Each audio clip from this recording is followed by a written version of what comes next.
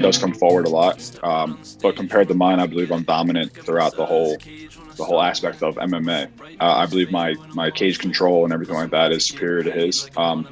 Maybe he has the physical strength, but I do believe I have the fight IQ and the tactics to actually go in there and actually get the job done and beat him. Yeah, plus I'm coming for your head, jug, ice type. I ain't no stranger to circumstance, don't notice I'm about to dance. I keep my ship tight, cause any moment I'm throwing hands. I'm blowing up on your man, KOing him on demand. Fight of the night, bitch, I'll put ice in my corner, man. Coming for you, ain't no weakness. Go down the mission, no secret. Flick of the wrist, no sleep risk. Coming for your head, you need to be sick, sick. Hi guys, welcome to another For the Win MMA interview. Today I'm joined by UFC middleweight Kyle Daukaus. How you doing, my brother? Welcome to For the Win MMA again. I'm doing great, man. Thanks for having me. Appreciate it as always. Man, it's been a while since we last spoke. How was last year's end of the year for you? All the partying. Are you a party kind of guy, or you rather have a nice family meal to celebrate the end of the year? Yeah, no, I'm not at all a party guy. I like to just kind of lay low with the family and just celebrate the holidays kind of low key with the family. But it was great. We had a great Thanksgiving, a great Christmas, and a great New Year's. So everything was good. That's great. What's all the family? You, Chris, your mom, your dad, everybody, or everybody for themselves? No, yeah, it was my brother and his family, my mom, my fiance. We kind of all grouped up and had a little breakfast on Christmas. We got together. I hosted actually Christmas, so her family was over and everything. So it was pretty good. That was my first time hosting because we're in our new house. Oh, so you had the honor of hosting. That's awesome. Yeah, I was a little nervous, but I did good. We had a nice spread there for everybody to enjoy. And then for New Year's, we kind of just hung out. I actually fell asleep around like 11 o'clock on New Year's, and then I woke up at 12 when you woke up dropped, in the future, man. Did you do any New Year's resolutions with your family or your brother, your fiance, whoever? No, I'm not really big. We're not really big on New Year's resolutions or anything like that. For me, I just kind of focus on it as if it were another day. I don't really change anything. And I just look forward to the next day and just getting everything prepped and ready for 2022. Of course, man. And how would that 2022 would look like for you? What would be your ideal, career-wise, family-wise? Career-wise, obviously, to just keep winning and just keep moving forward. Up myself in the rankings and eventually crack that top 10.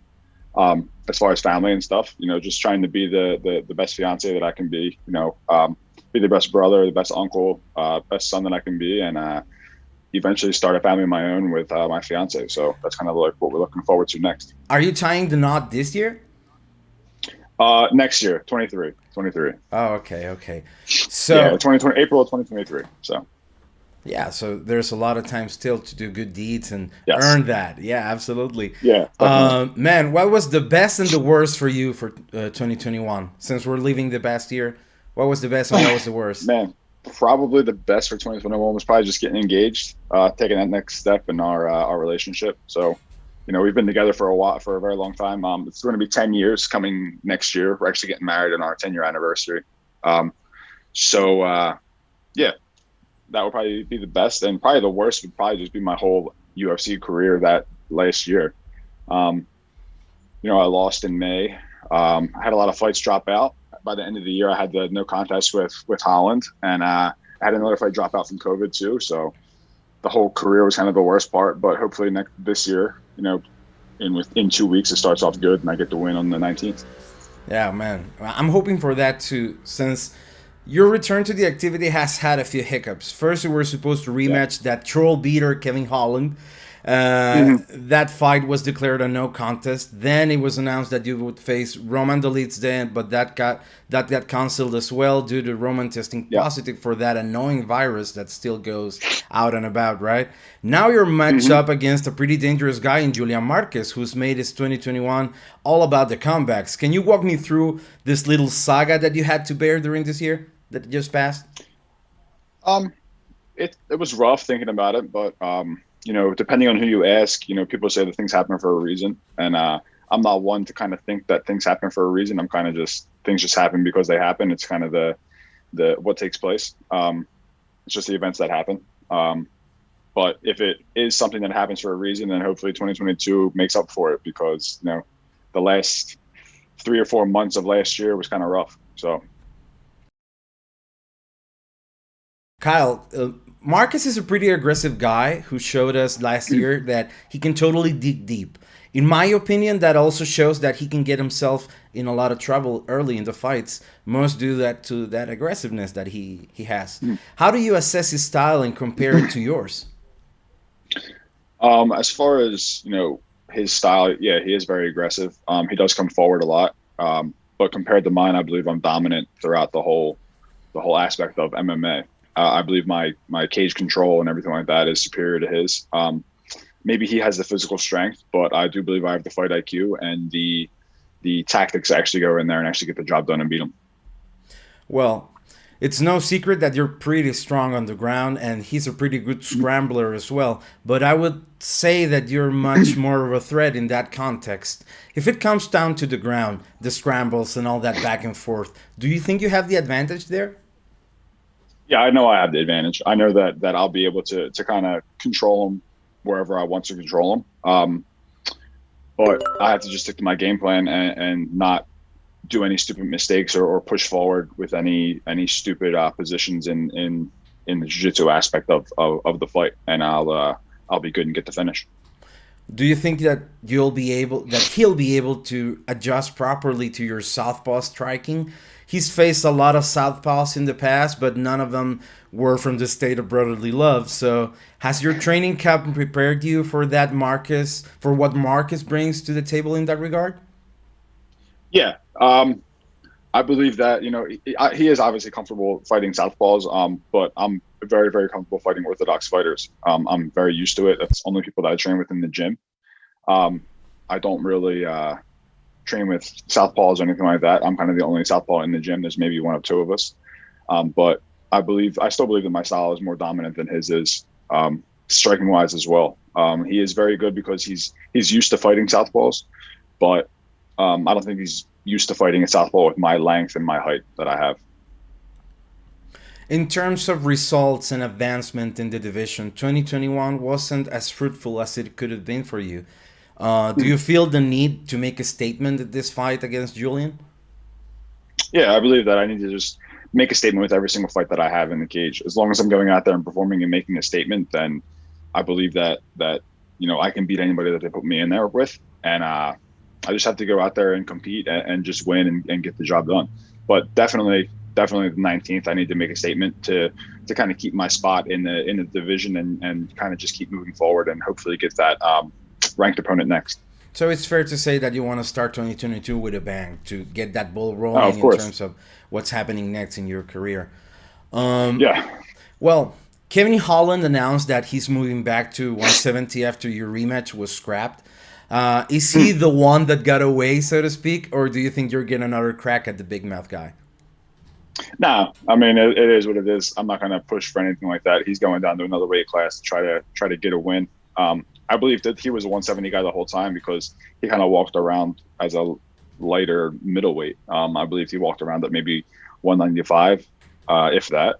But yeah, guys like me that are bigger and everything, we're like true middleweights. I walk around probably 210, 215 if I can.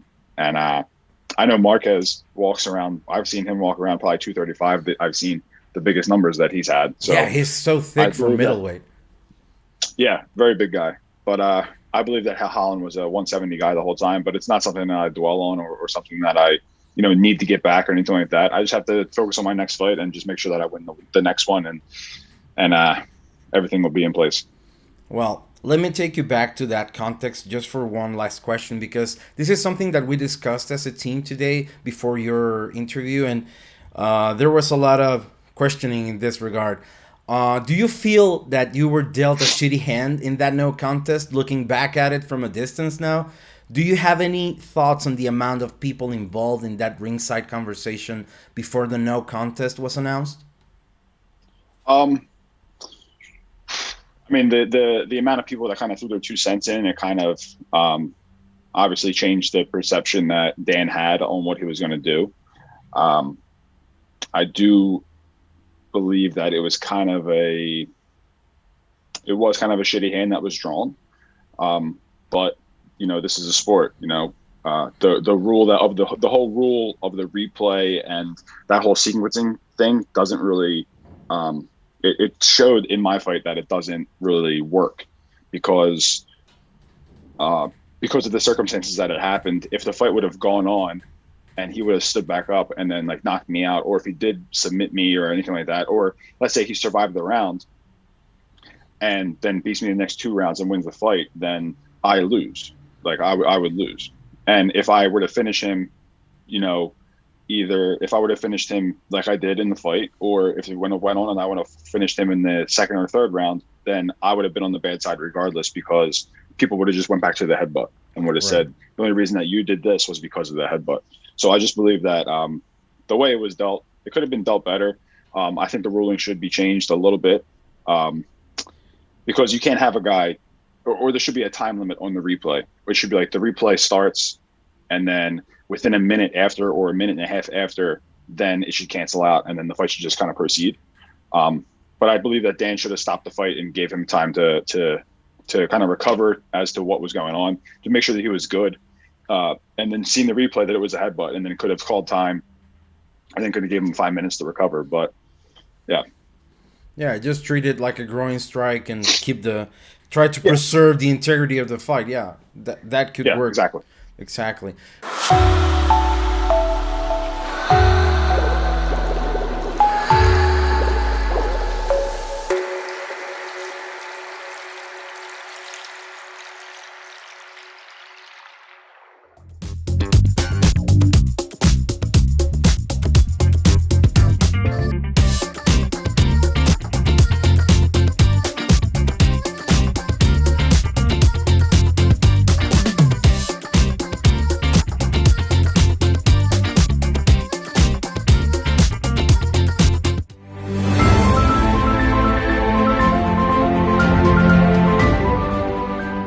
Well, I just wanted to get that out of my chest. There's a lot of people on my team waiting for that answer, so you're making them very happy.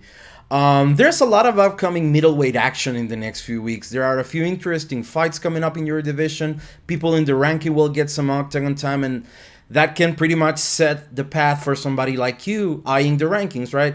How do you feel about the fight between Jack Hermanson and the interesting Sean Strickland will go?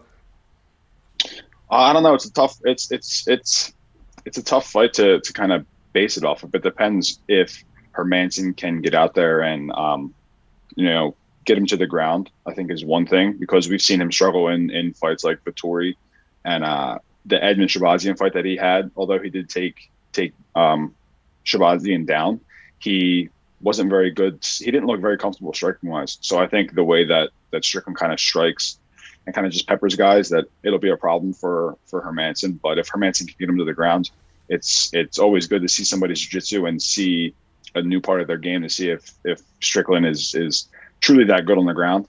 But I don't know. It's kind of a toss-up for me. I do think that Strickland will get it done. But it's kind of more of a toss-up than anything. Yeah, well, of course, there's also Jared Cannonier facing Derek Brunson. What's your pick there? Do you think the blunt Brunson gets it done? I don't know. I think Cannonier can tag him and maybe put him away. But again, Brunson is a guy that has superior wrestling amongst the top guys in the division. So if he gets you down, it's a problem. But he's very uncomfortable. It seems to be like he's very uncomfortable striking wise, and I think Cannonier can take advantage of it as long as it keeps like a lower stance and a lower level to make sure that Brunson shoots underneath that. But I think Cannonier will get it done. Yeah, Cannonier's another one of those guys that tricks the eye, that he looks so beefy, man. And you couldn't even believe that he fights at middleweight. Man, there's, of course, the fight of Israel Adesanya against Robert Whittaker in the main event for UFC 271. How do you feel about that fight? Do you think it's easy, or is it Bobby Knuckles? I don't know. It's a very that's one that also depends upon which Whittaker shows up. If Whittaker, he claims that he's not like mentally hating Izzy right now, so that might be a good thing. And he said that in his last fight against Izzy that he really was very emotional during it.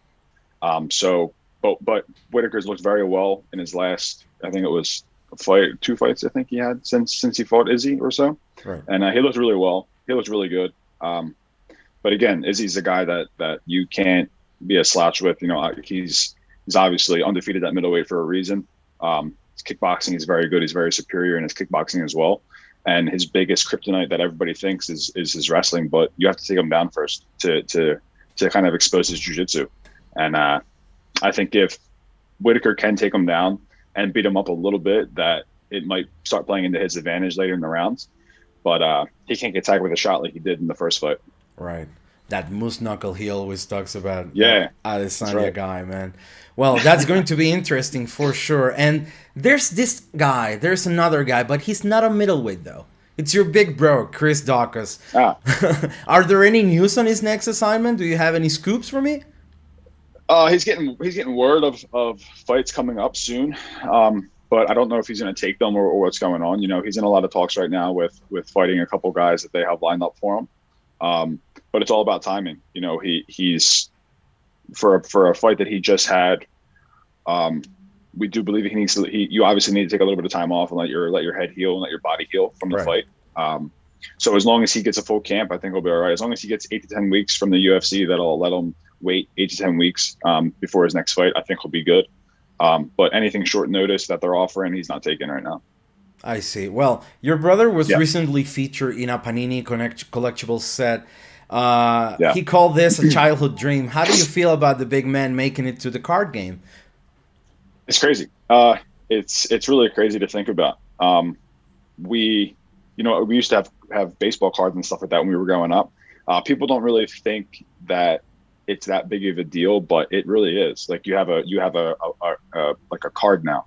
So like, and his autograph is on it. Like it's crazy that one of my buddies just bought a box of Panini cards and he's not opening it because he's not sure like what cards are in there. And obviously it'll be pricier the more time it waits. But I'm assuming my brother's card's in there. I would like to see it. I mean, I might order a card or two to kind of keep it and maybe sell it later on if it gets big enough. But yeah, it's crazy to think about. Hopefully I'm next. Hopefully that we can get something going after I get a few string of wins going on. But yeah, it's crazy that he's blown up so quickly, honestly. But it's great because it's what we've always wanted. Yeah, absolutely. It has so many things, this Panini card situation, because in one hand, you talk about the emotional side. Of course, you guys in the US, we don't have that much here. We have like, I don't know how to call this, but we had some albums that you buy your cards, you stick it in there and that's it. But nothing as fancy as a Panini set, right? So, of course, having your brother being there, it has to be beautiful. And I believe this is your year. This is the year where you make that Panini run. Thanks, man. Yeah, I hope so. I'm hoping, man. I'm confident in my ability to go out there and do it. I just have to go out there and perform. Yeah, absolutely. I hope to see you on a card, of course. Since we're in the subject of leisure and fun activities, I heard you recently that you were talking about game streaming, podcasting, and all that jazz. What games would you stream if you ever get in line with setting everything up, because it's a hassle like we discussed a few moments ago. It is. Yeah, I'm big on Warzone right now. I've been playing a lot of Warzone. I do play a lot of Battlefield. I'm more of like a war game kind of guy. Right. I do like that, but I mean, if people are more interested in other things, then I'll gladly play other games. But I have to get everything set up first. But are you a console difficult. Player or are you a No, I have PC? a PlayStation 5. I have a PlayStation 5. But one of my buddies is big into like mobile gaming. And he's been like giving me pointers on things that I need to do, like for the TV to work and for the camera to work. And he's like, pretty much, I need to get a PC. So I'll eventually have to get a PC. I'll just have to wait a little bit to get one and find some space for it right here on my desk, and then we'll be all good. Of course, man. If you ever get into the Twitch game, let us know, and we'll do a collab. We'll play whatever you want to play and have some fun, of course. Sweet. Man, last questions for me, dog. Let's talk about that Super Bowl, because I'm not in the football scenario. I mean, we watch the American football down here, but it's not as big as soccer, as you know, the true football for some people. Oh, yeah. Yeah. But do you think you'll see the Eagles in the mix back to reclaim that ring they got back in 2018 sometime? Man, I hope so. I hope so. These guys are killing me. They're playing on my heartstrings too much. It's every year. Every year you get a little bit of hope, and then it's shot down as soon as they hit the playoffs. And I mean, hopefully, but this year's Super Bowl should be a good game. Yeah, who you got for that? It's between the LA Rams and the San Diego Chargers. Oh no, Cincinnati Bengals. Oh shit! Did I say Chargers? Yeah, San Diego. Yeah, Chargers. It's the Bengals. That's Bengals how good it's my knowledge in that regard. Yeah, I'm gonna take the Bengals. Yeah. I think they'll get it done.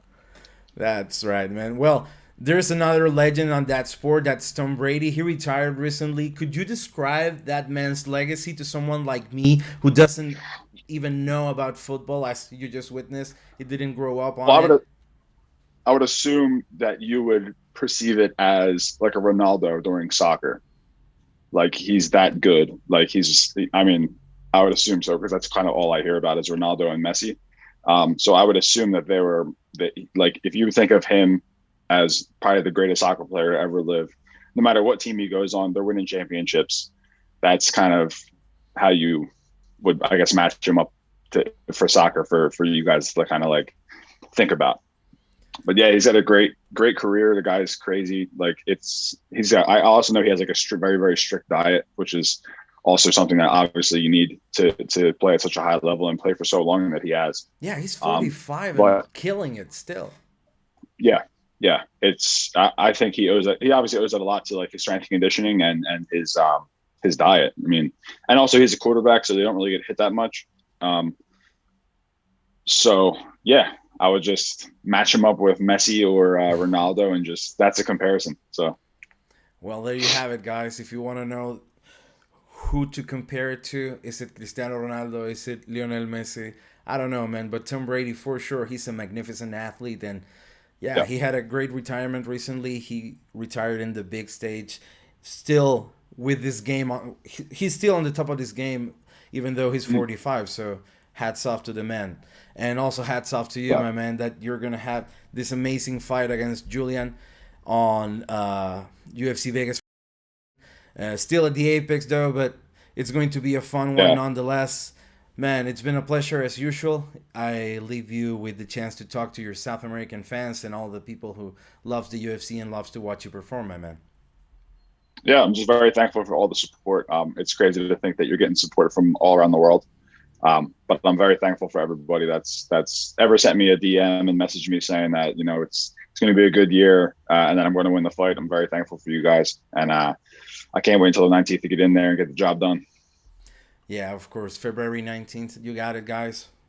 Please give all the support to our friend Kyle Daukaus, man. He's really, really pushing hard to become one of the best middleweights in the world.